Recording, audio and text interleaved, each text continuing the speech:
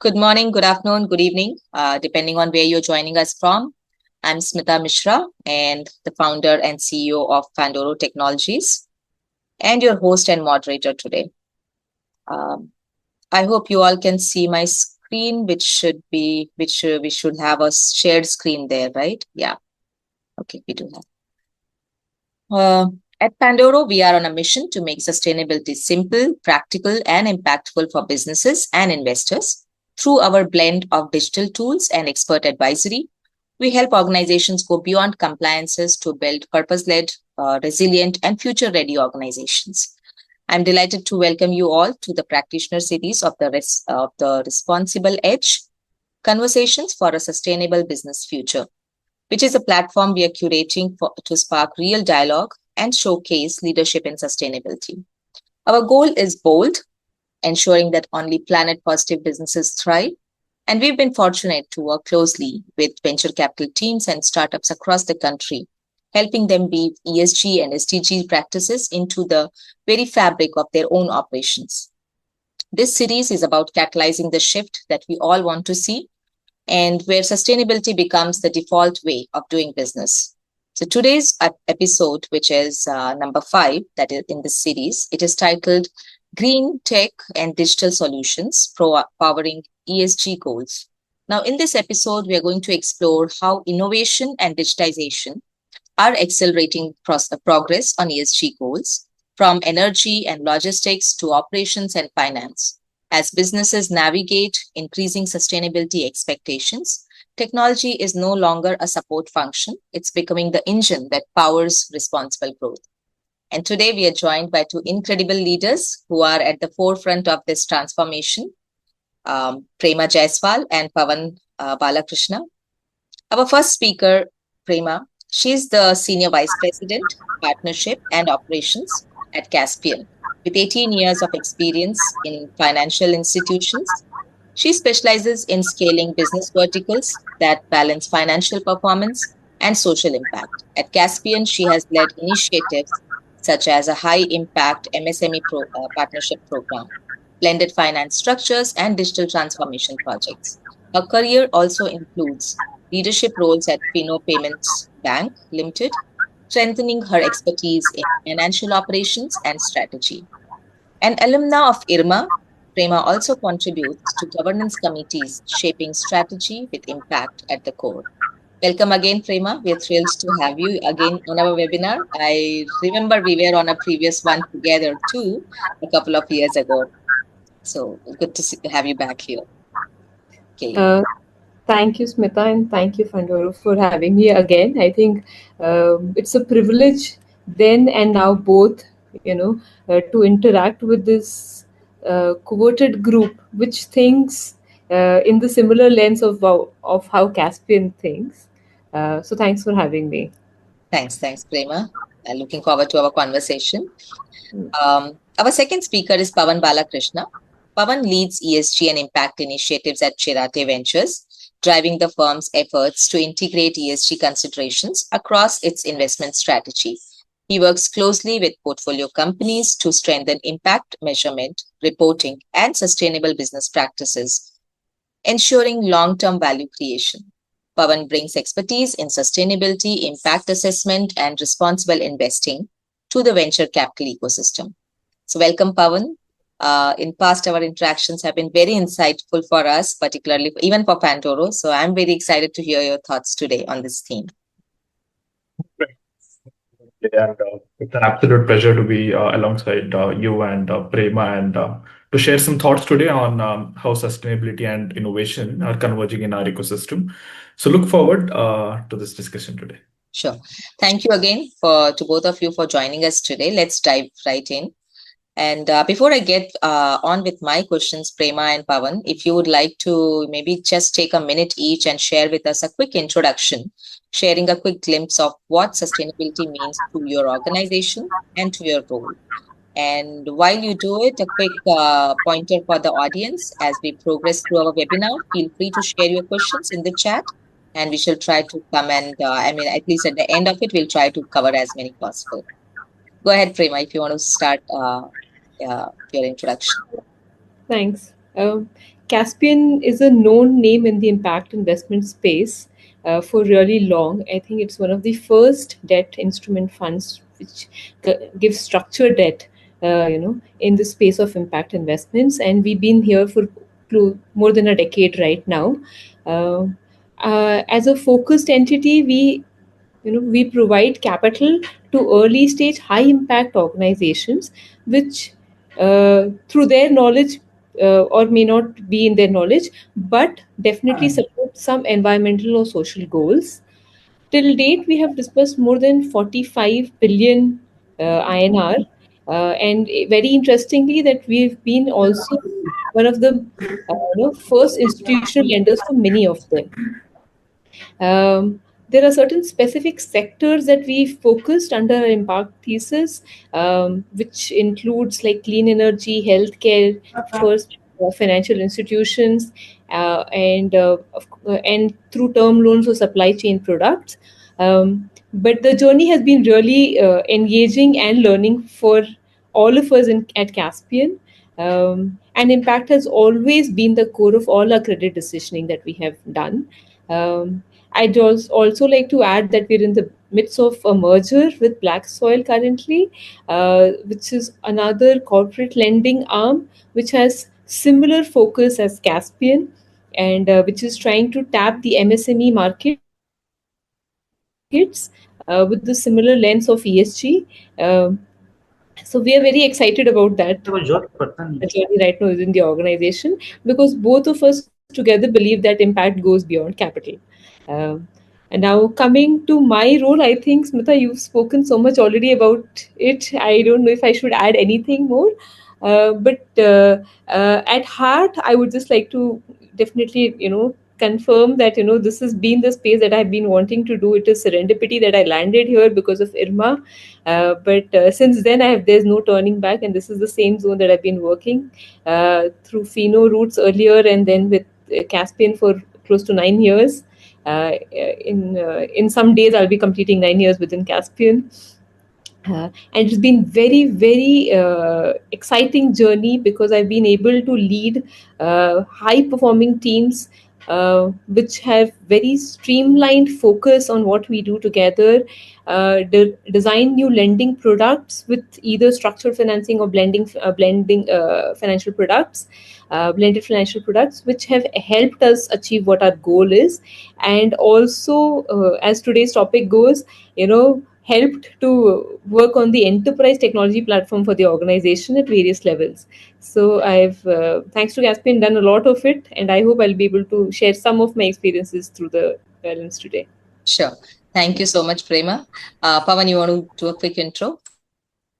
Um, um, so I'm Pavan and work with Chiratae Ventures.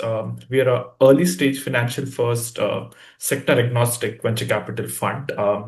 We're based out of Bangalore, and we have satellite offices in Mumbai and Delhi. We do seed to Series A level of investments, mostly in a tech-layered enterprises. We have been in business for past 19 years and have backed 135 plus portfolio companies thus far.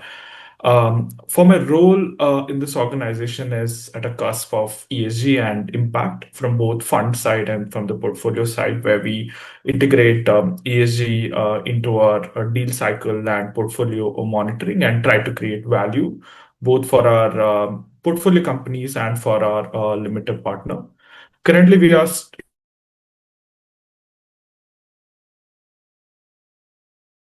at the moment, and currently I'm underseeing the ESG integration for the same as well. As we move into our conversation today, I think we'll touch upon how a venture capital firm looks at ESG integration and impact outcomes, being a financial first institution. Yeah, thanks. Thank you. Thank you so much, Pavan. And again, welcome both of you. And I'm grateful for both of you to join here. Let me quickly then start with you, Prema. So you've been, Caspian has been in fact pioneering the use of digital tools and blended finance to make sustainability measurable and scalable. Now, especially and particularly for MSMEs and social enterprises. Could you maybe start by sharing how you see technology transforming the way financial institutions drive impact and ESG outcomes. So, sure. Smita, actually, I think within the DNA of Caspian, there is a level of research and risk appetite both. Okay, so which means that before we start looking outside, we try to delve inside and adopt some of those, some of them ourselves. And so for even for Caspian to go or onboard the digital platform that we are right now, we're very proud of. It was close to 2.5 years of strenuous work that went behind ourselves, because we had to create our whole technology stack, and we spent ample amount of time in multiple facets of designing, requirement gathering, defining the flow, and testing by our own internal team. We did not go for any external team members, though none of us, some of us are pseudo engineers, but we've done all of that in house. And the adoption of the technology within the organization through both the LOS and LMS systems that we have. The objective of this digital adoption for Caspian itself internally was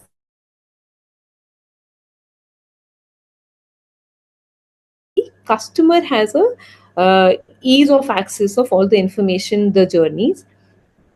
We wanted the system to be nimble, so that we could connect to other systems, either it could be third party or any other formation of information that can flow into our systems and help us to take the credit decisionings. We also wanted to develop, as a corporate lender, we do a lot of play around with structures. So that was one important aspect when we were developing the technology, that it will allow us to play with the products, it will allow Caspian to play with the example like blended financing programs that we do today, capture information and shareable. And at the last of it, we also ensured that the impact data along with the credit data could be well represented, so that it could be shared internally and externally both. I think with this first automation, I would say fairly successful automation, we became it gave us both comfort and confidence. And with that, we went on to develop our credit or risk tool, where again the information was adequately captured. And thereafter, we developed a co-lending or partnership model, which I was leading. So all of this together lowered the barrier for us to take those credit decisions, and also helped Caspian to enable the growth for itself and also for our partners. So now it has become a platform where, when we go and take a credit decision in somebody, or when we are doing a due diligence for somebody, we are able to apply the same lens, because we've undergone that journey. And we're not being very hard on many of them, but at least we know what it takes and what kind of information is possibly could be available from those systems. And incidentally, we've seen a lot of today the MSMEs are providing information to us in the templates that we want, and so that we are able to create reports out of this, both for various stakeholders. It could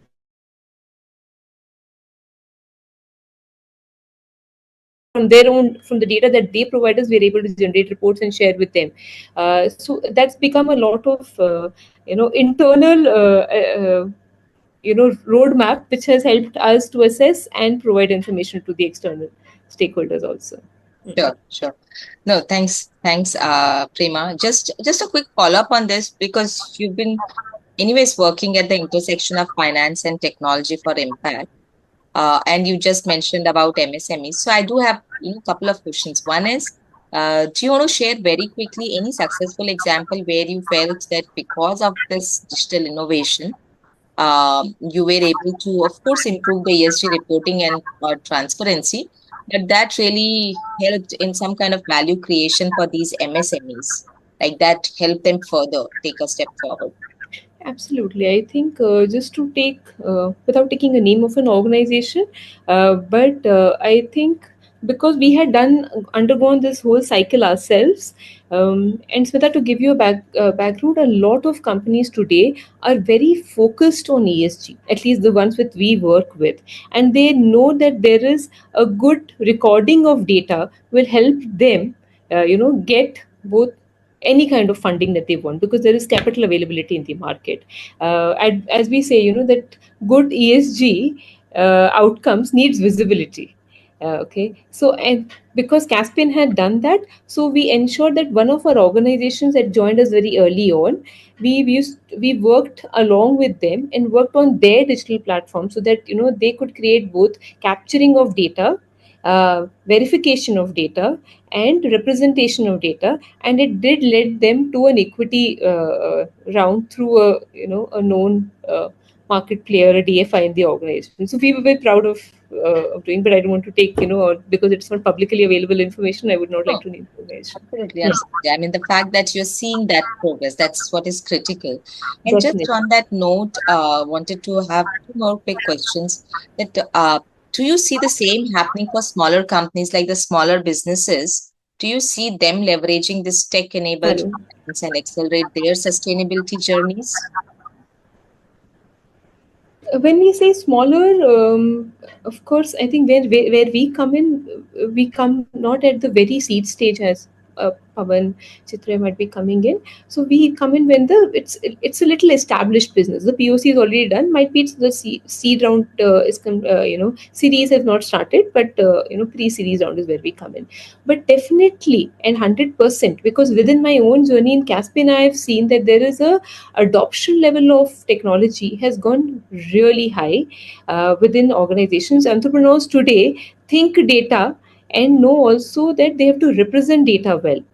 In fact, many of the organizations that we have started funding today, are looking at data not just with respect to operational efficiency, but also with respect to ESG. I'll speak more because of the impact of the nature of impact work that we do. That they're doing both of them together. And these are startup organizations. They know that if they're able to, the whole concept that I think from the past 3-5 years that we hear, right, data is oil, data is oil.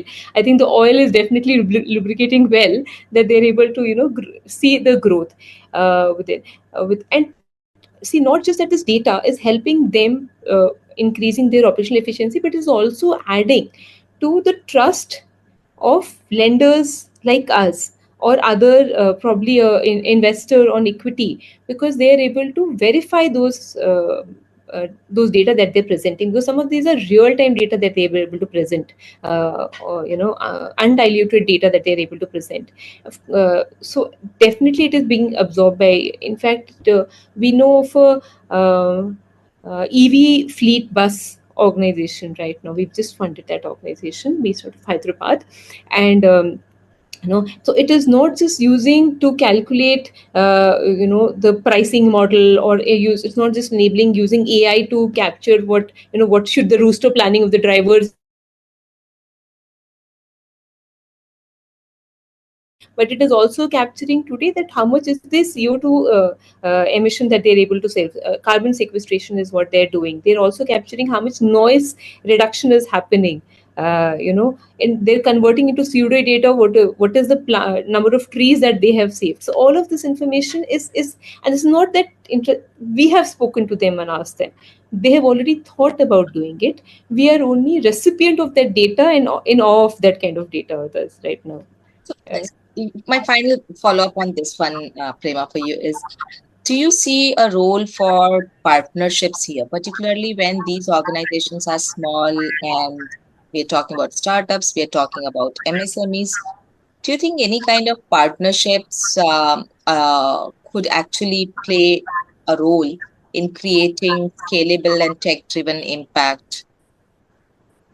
Partnership with technology teams, consulting teams, any of those?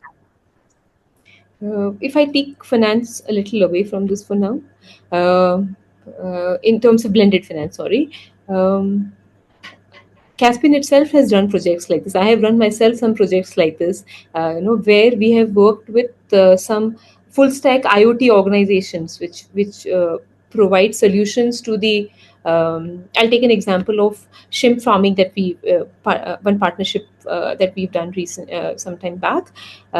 It's where this organization provides, and of course, some of us are aware that shrimp farming, our aquaculture, is a high risk business. Okay, purely because there are possibilities of one disease in that crop and the whole crop can go bad, and that is investment that a farmer would in that pond would have made. Right, of course the pond size in India is much smaller as compared to the other parts or established markets in the world. But what this organization does is it captures information. It's a fintech IoT based technical stack organization. So it has been able to capture data from the ponds, real time information, and this information has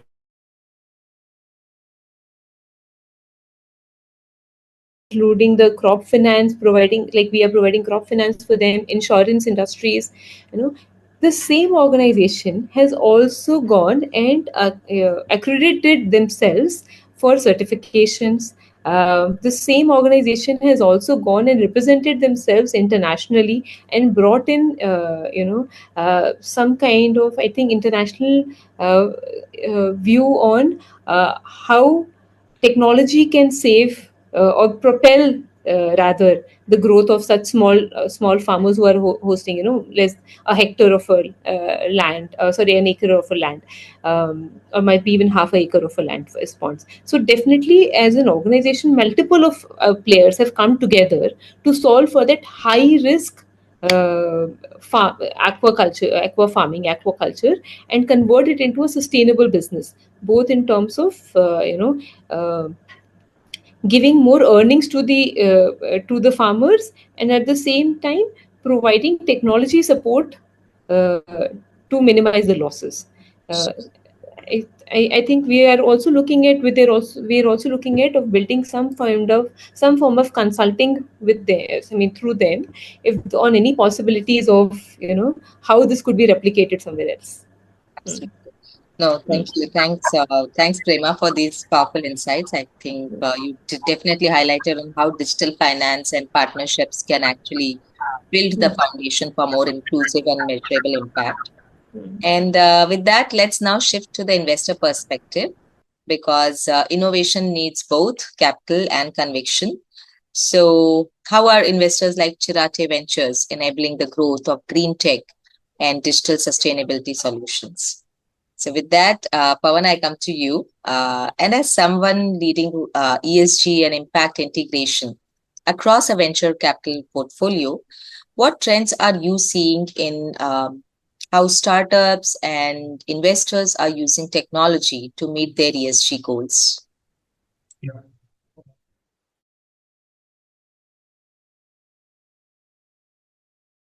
Over the years, I think what 3 to 4 years since I've been in this ecosystem, right? The ESG and impact kind of has moved from measurement or like core requirement to a add-on or a value creation tool, right? It does stay as a table stake at the moment, but tracking ESG performance, which can be super complex, has moved now into how do we kind of derive value out of it, right? That kind of a trend we have seen. During the initial days, having a system to measure was stated as a status quo, but now it has moved on, and people are asking, and the investor circles are asking, or even the portfolio companies are asking, what's the value that I'm driving on? And that's something that we do as an organization or as part of some of the governing bodies that we are currently part of, advocating for value creation lever out of ESG and impact. Basically focusing on what's material to you, what's measurable, and how does that create action. As far as the second part of your question, as far as the trend goes, right? Currently, the Indian ecosystem from a climate part to take a step back again from an sector point of view was more into EV, battery manufacturing. Then for ESG, it was more into measurement, carbon accounting, frameworks, and those sort of the sector. And in the recent months, years, Smita, we have seen this move towards deep tech, deep innovation, Some of the companies that were backed are developing alternatives for chemical colors. Some are optimizing the logistic routes. Somehow went on to win the Earthshot Awards with 100% women supply chain. Right. So the technology is kind of moving now from to a deep innovation or a deep tech kind of a mode at the moment, and I think that kind of flavor is going to continue with in the segment now, Smita. I'll leave it to that for that Yeah, for the moment. absolutely. In fact, I was just wanting to ask as you were speaking about it, that if you could share some of your examples of the portfolio companies on how they are deploying tech to improve their energy efficiency or logistics or operational sustainability. Of course, you just touched on a couple of them that they're already doing it, but is there any particular example you want to highlight where you're very proud of that, how, this is how your portfolio actually uses tech to improve on sustainability? Yeah, it's like both sides, right? One, the portfolio and investors use the tech, and some of our portfolio is developing that tech, right? So one of the portfolio that we have invested in works on logistics, right? Kind of saves your time from one destination to another, and also calculates the carbon reduction that's got by optimizing for routes and logistics. Another one of the portfolio that we have invested in has developed a patented technology for dryers.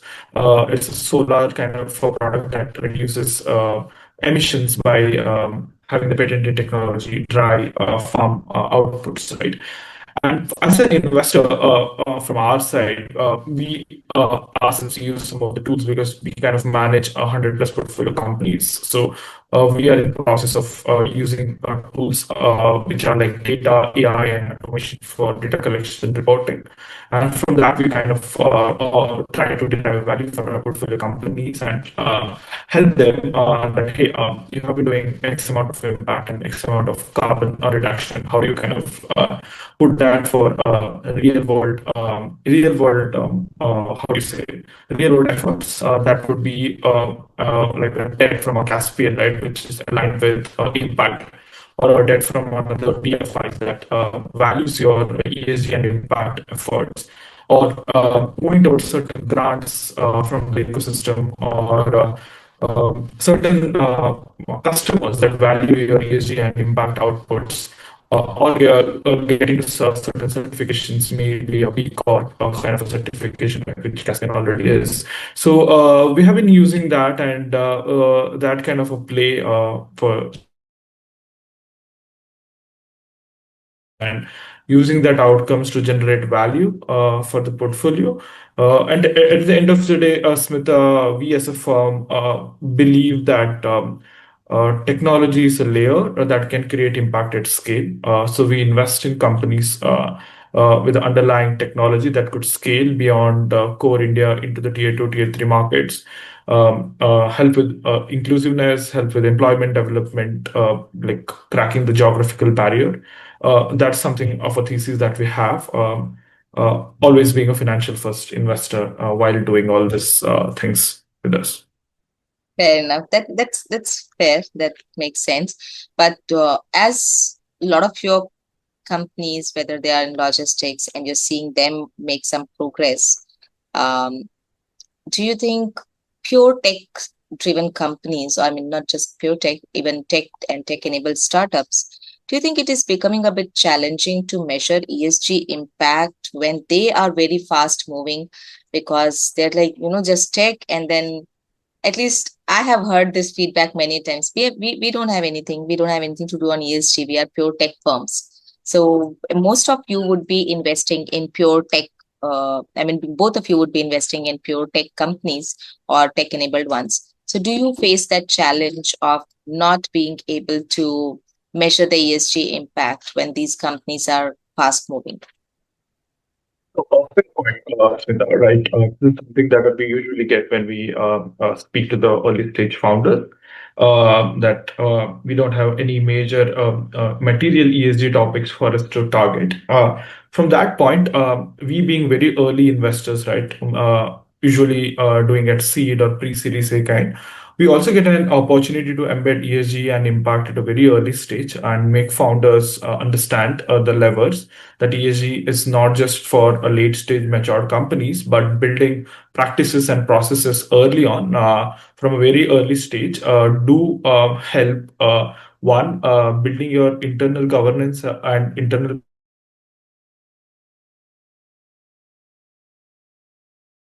processes, right?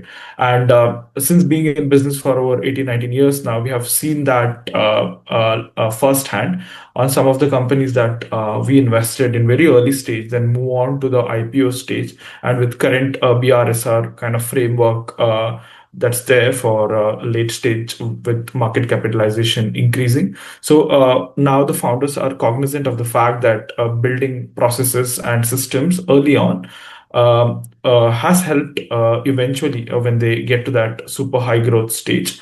Also, another point that we've observed is like while seed and pre-series A kind of a capital is super concentrated in India, when you kind of raise that late stage equity capital or late stage debt capital, some of that being coming from foreign geographies, maybe Europe or some foreign jurisdictions where ESG something like an SFTR or a EU taxonomy is kind of embedded into it. So early stage systems and processes has helped portfolio companies raise debt, raise equity from those jurisdictions. And it is sector agnostic. Even tech companies or it could be a capex heavy companies now do see value, and we take that efforts very early on to educate them that this is how our experience has been, and these are the material ESG topics for you. This will help you have a great governance or a compliance metrics early on, but it also leads to a good value driver going on. So that's sort of a POV we carry, Smita, in our ESG integration. Sure. But just a very quick follow-up on that, that while we see startups, of course, making an effort, and maybe particularly at Chiratae, you may also be educating them as to, here is the vision, here is the roadmap, and you should probably prepare for when you will have a fast growth. At that stage, integrating may be difficult, or, there'll be a lot of discussions. But in general, are you seeing this whole venture ecosystem evolving to a point where they are actually rewarding companies that are embedding ESG in their core business model in terms of valuation, in terms of maybe the funding? Oh, apologies, Smita. I think I missed last 10 seconds Sorry. of Yeah, it. I'll just maybe rephrase it again. Are you able to hear me now? Yeah, Yeah. yeah. So I was just asking that with all these challenges that you see, and of course, Chiratae is making an effort, but in general, do you see this overall venture ecosystem trying to reward those companies that are embedding ESG in their core business model through better valuations, more funding, more support, any of those? Now, so the companies are doing ESG and impact, or like going to certain framework. I usually tell to them that do this first for yourself rather than using this as a tool get better valuation or get better fundraise, right? It's more for building a stable foundation on which you can grow your businesses, and valuations, metrics, and fundraise will be a byproduct of that, right? Rather than going the other way around, building for fundraise, right? So what we observed is that integrating these concepts very early on has helped companies build a strong foundation, because ESG is like, and also in India, G is an essential part, right? Building a strong governance and compliance framework early on. So that kind of a strong foundation always helps a company irrespective. And with that strong base, they could develop and build on that. And I wouldn't be able to comment on if the venture ecosystem does clearly give a premium on embedding in ESG, and I don't have any metrics backing me to make that comment out there. But I do see that integration of ESG and certain frameworks and certain good practices does give you a foot in the door, does give a confidence to the people sitting across the table that your foundations and your practices are built out strong, and you are putting that first effort on building a resilient company, right? And also after that, what I've also seen, Prema would be able to tell that like a debt provider or a institutional investor do see a lot of value that you have built out good practice internally. You have system in processes. It's also a good risk management tool for your business, and you have like build out all the processes internally. That does add a value, and that does give you an opportunity. Yeah, that's where I would keep my point at, Smita. Sure, sure. Thanks a lot, Pavan. I think that does help us get a lot of insights Right. to the investor world. While I totally agree with you, there is no data point right now to openly say how much of it is, there's purely no quantification. That I agree. We have not been able to give that. Sorry, Smith, I'd just like to come in there Sure, because we are sure. on two different sides of this funding between Pavan and myself. At a debt level, we have very limited, say in how the organization grows as compared to an equity investor, who's about to, who can mold the direction of what the customer, what the partners do. Uh, and because we fund both impact and not so high impact organizations, we've seen that it is, if it is not coming as a cut point for the promoter himself, it is very difficult for us to push this from our end. We still, between the ESG, the G still, it is doabilities, because they see the value through governance routes, because it brings in more transparency levels. But the E and S sometimes do suffer because it is not getting quantified adequately, and unlimited push will also not be able to do this unless they find the real spirit of doing it. Very, very well said, Prema. Very well said. Because I also observed this when we are working with whether venture capitalists or their portfolio companies, we are seeing this. Corporate governance is something that investors will be very happy to push through, because that gives them a better comfort and, de-risks them in true sense. At least in their mind, they are now believing that if I have a better control, more transparency, we are de-risking from a governance perspective. Now, social is something investors are not very keen on, and we keep pushing the founders, the health and safety, fire safety, this training, that training, all of those things are important. And environment, nobody wants to talk. It's something that tech companies and tech investors are very clear in their mind. We are not impacting it at all. And of course, we are working on building awareness around this. But yeah, this is what our experience has been. What I want to do now, Prema and Pavan, is very quickly have 2-3 questions where they are probably they both are valid questions for both of you. So if you both could just chip in and put in your points. So, for example, the first one more being because you both have just now represented the two critical sides of the sustainability equation, talking about finance, talking about investment. So how do you, Prema and Pavan, the capital providers and investors, actually collaborate better to mainstream the green tech innovation? Do you think it will help if something like this is done?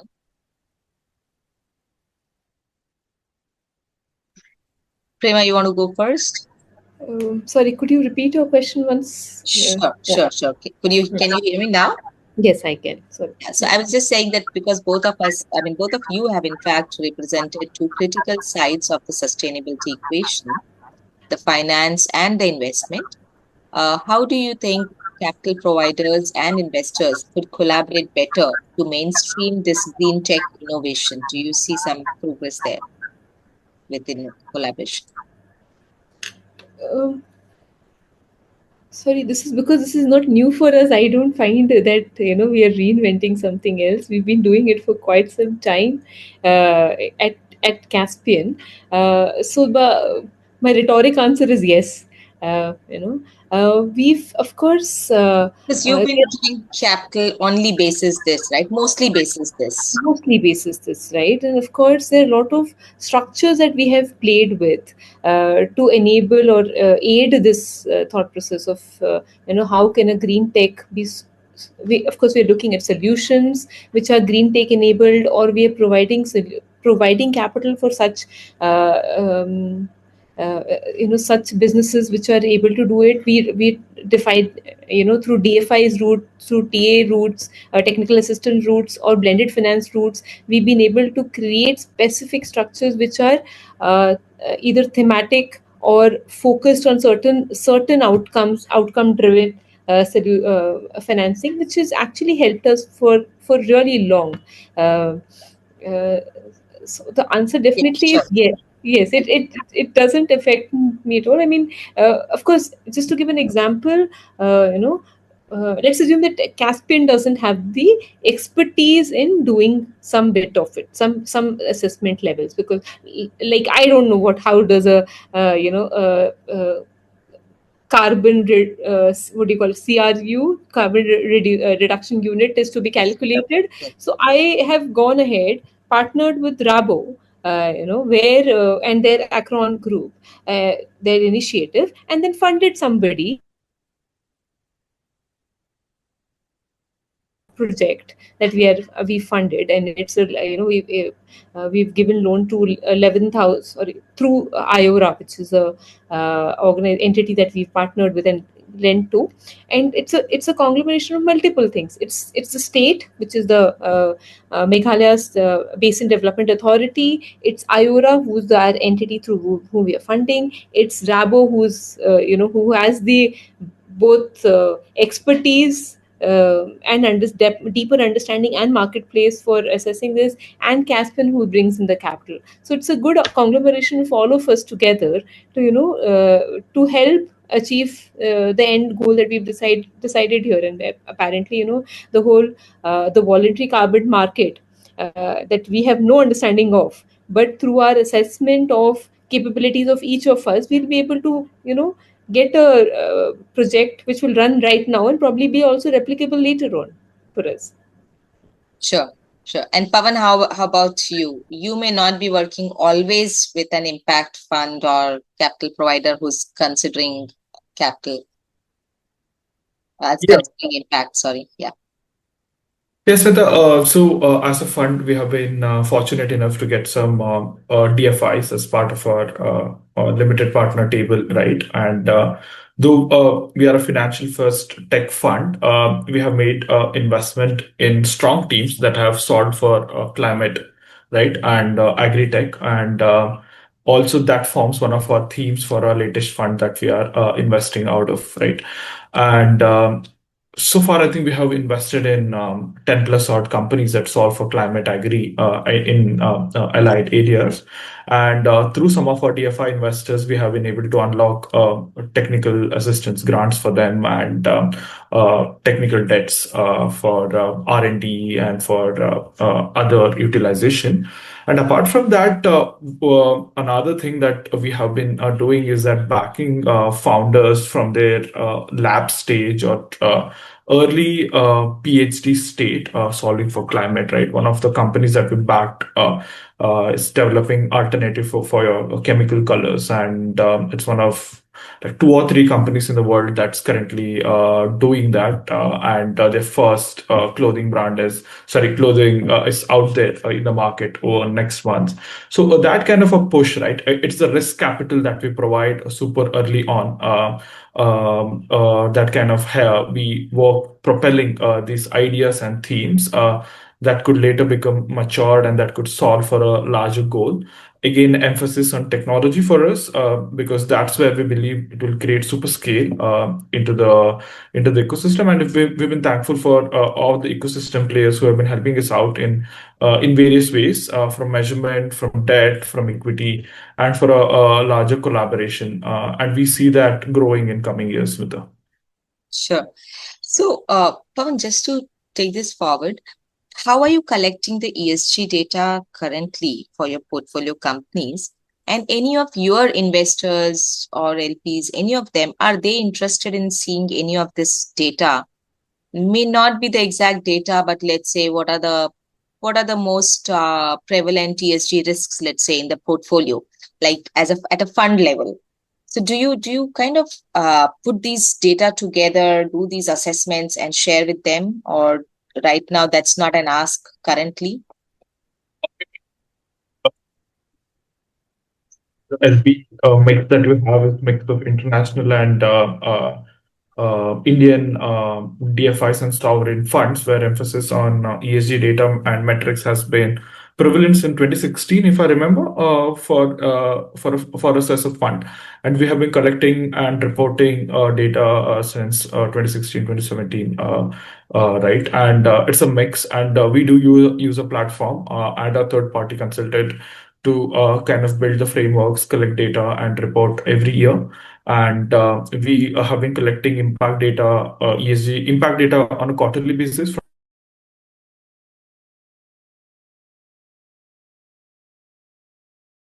And it's a table stake, right? It's a must have at the moment. And the kind of frameworks and kind of data points that vary from investors to investors and jurisdiction to jurisdiction, but it's part of the compliance requirement also to sort of have this flow maintained. We make this requirement as part of CS items for us, for all the term sheets that we sign, or SHAs that we have. We have all like a metric in it that ESG data needs to be shared on an annual basis, right? So we make this part of our agreements, and from there it flows, and all our portfolio now know that. And we make them aware while we invest during our first onboarding call that impact data needs to be submitted over quarterly, and ESG data annually.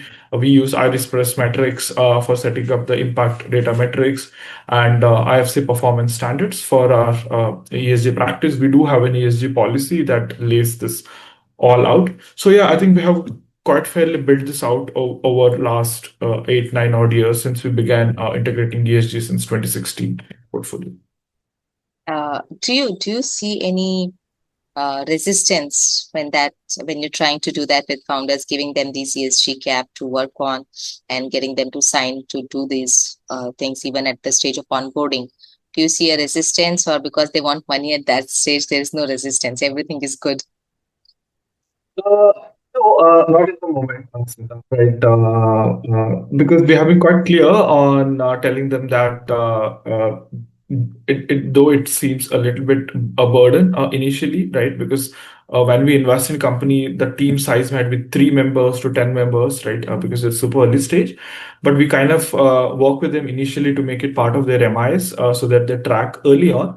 And also, we are super cognizant of the fact that we don't overload them, because early stage, the emphasis must be on growth of the company while building foundational metrics that would propel the companies, right? So we work with them quite early on. And as we grow, we work with them. We have tie-ups with third-party consultants that help portfolio companies annually to kind of find the metrics and report on metrics, so that they can concentrate on core of the business. And we do get a founder buy-in very early with our equity stake also, that we will implement certain processes and systems from early on. So there has not been any resistance. Also, while when they grow and when they see the value coming out of some of these processes, and like access to debt and equity through these systems, usually we get a super good feedback, right? So like in my short tenure, at least, I haven't faced any resistance from founders on negotiating on the CS item part on his name. Unless they start seeing that return in terms of better valuation, who pays for it? Like, do you pay the third party, or does your portfolio company pay? Currently, we do. We hire the third-party consultant for our portfolio For all the companies, data right? collection and setting up the For material for yes. the team. Okay. So Yes. coming to you, Prema, like I can just imagine in Pavan's case that if I was raising fund, I would be like, Abhi kuch bhi kara lo. Abhi whatever you say, I'm going to say yes, because That's what the typical behavior is, that you're going to give me fund, I'm going to say yes to everything you are going to ask for it.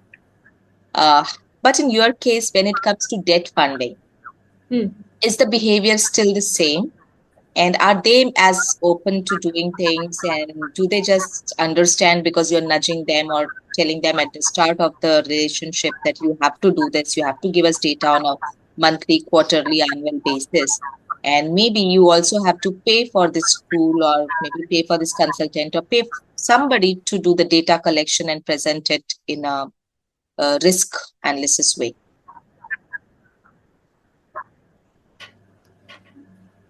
Smita, we've done this in two formats. I'll speak about the first one is where we ask the customer to give us the data, whatever data that they have been collecting or have been directed to collect through other stakeholders, and use that same level of information for our information. As I told earlier, that governance data is mostly available, and some part of social data is also available sometimes because of the nature of the kind of companies that we work on. So we take that. But if we go beyond that and ask for any information, we definitely have faced a lot of resistance. Yeah, because because of the ticket size and the control that we do not have on the overall business model of that company, it becomes difficult for us to adequately convince them to collect this. But having said this, the amount of effort that our ESG team puts to educate the partner or the potential customer is high. So we've seen sometimes that they do turn and start understanding the need for capturing information, but we've also tried to keep our models very light, of asking limited information unless it is one of their core business capturing metrics also. And we've tried to standardize some of those templates with respect to what kind of data would we ask. Let's assume on the governance end, on the committees, what kind of what is the gender ratio in the organization. If they're doing any environmental policy, what is the inputs, what are the committee meetings, where the minutes stored, what kind of level of discussion is happening. Yeah, so that's model one, where we just go with the flow information. Second one is when we do a blended finance structure. That is when we are able to push the customer more, because there is a reward attached to this whole discussion, right? So they're getting a outcome based incentive reduction in, let's assume, is either a subvention program, or they getting an output, and we become the debt provider, and it becomes a part of that whole transaction, right? So they're mandated to perform that, to achieve that. And many a times when we're doing a blended structure, then and if there is data that needs to be recorded, then it gets provided through the program route itself. So they don't have to pay for any additional. They just have to perform on that data and share that information with us. Of course, verification of the data then becomes part of this whole conversation, and then yeah. So in that case, it becomes much easier, or a cakewalk for us to achieve this set of information from the end customer. Great. So I think we're closing on time. We have 6 more minutes, and I do want to cover 2 questions from the audience. But I have just one final question, both for you, Pavan and Prema. So there are multiple, so I'm just going to put them all together and see what all we can get there. See, we've been talking about digitization, we've been talking about innovation in ESG, we've been talking about how important or not so important it is, at what stage for investors, as well as the portfolio companies. But purely just as 2 individuals, when you look at it, like you may even for this moment keep your experiences away, but just as 2 people who are in the space, what are some of the most exciting innovations that you are seeing that will truly change the game, especially for India? Now, it doesn't have to be a software per se, but any kind of innovation in ESG. Of course, if it is around digitization also, that will be very good to hear. But any innovations that you are very excited about and you feel, something like this is definitely going to help. And you could define your scope, like if you're thinking in terms of only venture ecosystem, or you're thinking for startups, or you're thinking for MSME, you could mention that for this target audience, this solution that has just now come up is going to really impact well. I can go first. So I have always been following the digital financial revolution that has happened. I mean, I'm a big fan of how the government has actually pushed for digitization of a lot of information, which is now becoming helping us as lenders take credit decisions. Right? And both methods of payment, large infrastructure has been built within the within the country. UPI, Aadhaar, account aggregator frameworks. All of this information has really helped us disseminate, break down the process of credit assessment, and and at Caspian we've also forayed into retail, which is not our usual method of work. We've all that kind of infrastructure information availability allowed us to take that decision without having branches. Next leg that I'm equally looking forward right now is the ULI. This is Unified Lending Interface, which will again be able to now the payment structure was resolved for. Now the credit will come into picture, and this is agnostic of the sector, right? So many other, in fact, the other day I was reading that a milk pouring organization will get collected, and how much milk is getting collected will get, and all of these, milk pouring stations are getting connected through the RBI Innovation Fund Innovation Hub that is happening, and they will be able to mainstream information availability to us, breaking down to such minute data points, which will help us take credit decisionings with an ease of a button. So this is digital ecosystem, and these kind of systems will be able to bring sustainability also as part of overall model, right? I mean, ESG will become part of the credit model itself. Digitization will help mainstreaming ESG. So I'm very excited about that part of. A lot of people who are not in this whole, part of financial inclusion, to be able to actually get any kind of loans, and maybe they are still not credible enough in terms of the conventional credibility lens. I think that it will be a real game changer from that perspective for sure. Absolutely. Down. I mean, I come from Irma, where I had seen how the milk pouring stations work, where everything is recited only within that, if they have a system. Otherwise, it is all documented on paper and pen. And now we'll have access to all of this information at a click of a button. Yeah. Pavan, anything that excites you besides ULI?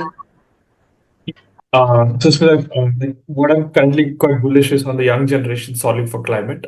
My role gives me a chance to interact with people who are building for climate, right? So over the past 1 year, I've seen some absolute crazy ideas being built out there by very young generations. So last week I was in Hyderabad, where people are building data centers out of space, right? Just moving data centers from Earth to space.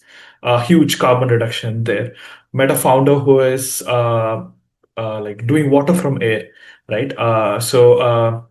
Like entire process, you can just set up a system and generates water by condensation and other.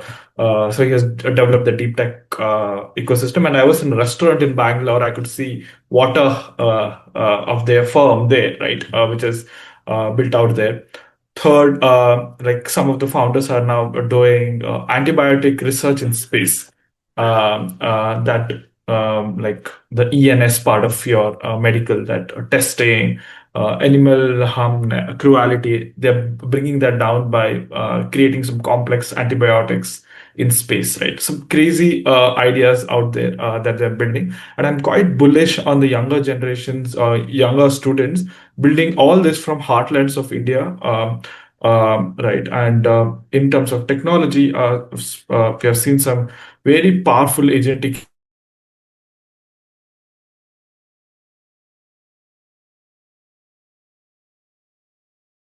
the compliances under one system, right? You just type out any compliance, any requirement, and fraction of a second it caters it to your business, your requirement. What is the next step? Connects you to a potential and it solves for it within minutes. Right? So super powerful tools at cusp of AI, deep tech that are solving for climate. And this is great that the younger new founders are moving into this space and building it out. So quite exciting phase for this, right? And I'm quite bullish on this intersection of deep tech and climate that's coming out. Absolutely. Thanks, Pavan. Thanks, Prema, for all of these insights. I'll very quickly ask you. I see two questions. Both of them are from, I think, team from Transrail Lighting Limited. One is from Charudat Hardas, and another is Taj Ahmed. So I'm going to put the two questions together. It says, how does one apply ESG in an easy manner in the organization?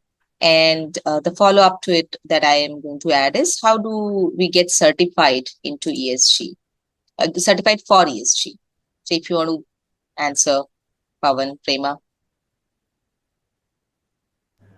I'll take the first one. How will you apply ESG in the manner for the organization? Of course,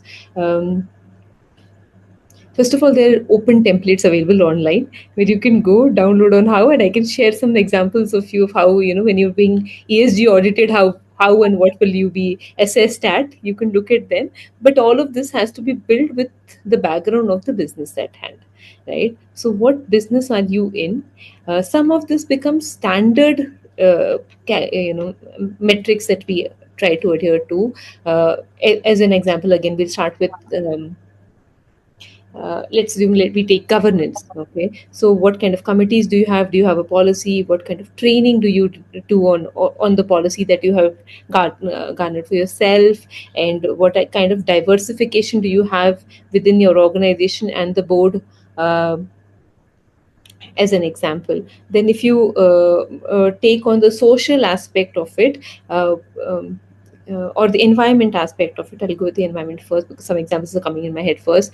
Like at Caspian, what we do is, we don't use any more water bottles, plastic water bottles. If you come to Caspian office, you will find a jug, clean jug, filled with water and a glass. So this is one of, we've tried to control the reams of paper that we print, the amount of electricity that we use, and how can we convert you know a habit of turning off light, so the consumption of electricity has gone down. So these are small examples of how we made certain changes within our own framework of doing things, and we started quantifying this kind of information. And of course, one can say this is no big deal, but that just shows the ethos and the spirit of the organization.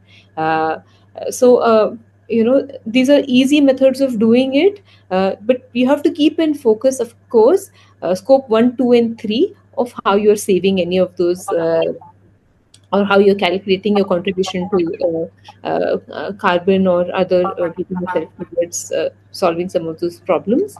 A lot of information is available. Please feel free to ping me separately, and I can also give you a direct link to it. But the best person sitting right here, Fandoro from Smita, she can give you full information on how to do it.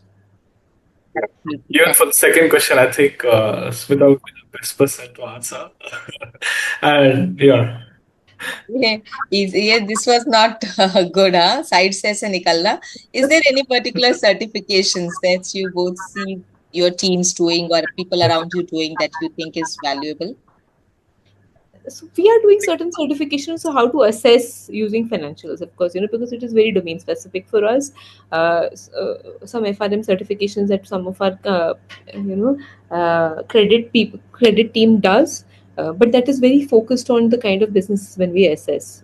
So I may not be the right answer to that. Yeah. Anything from your end, Pavan?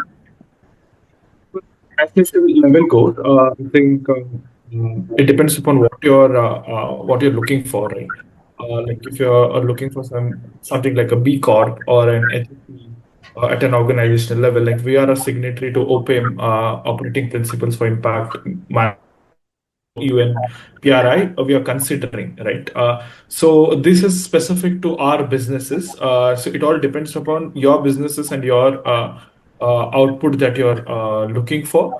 But most of it is open source, and it's like readily available.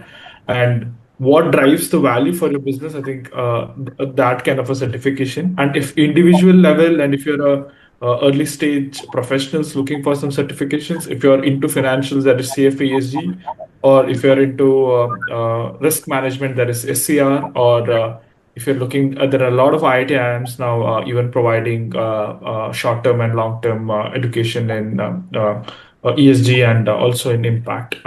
So yeah, just trying to cover the organizational and individual POV.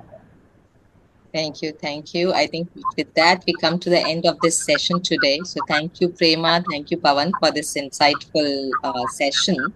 And I think today's conversation just reminded us that technology isn't just a tool, it's an enabler for accountability, inclusivity, and progress on sustainability for sure. Now, whether it is MSMEs using digital finance to scale impact or investors backing green innovation and the carbon collection in space and all of those, the intersection of tech and ESG is where the future of responsible businesses is. That's for sure. So a big thank you to both of you, and as well as to our audience for your thoughtful questions and participation. We will be back soon again with the next episode of this Responsible Edge. I hope you can see this. Yeah, with the next episode of Responsible Edge, conversations for a sustainable future, a business future. And until then, let's keep innovating responsibly.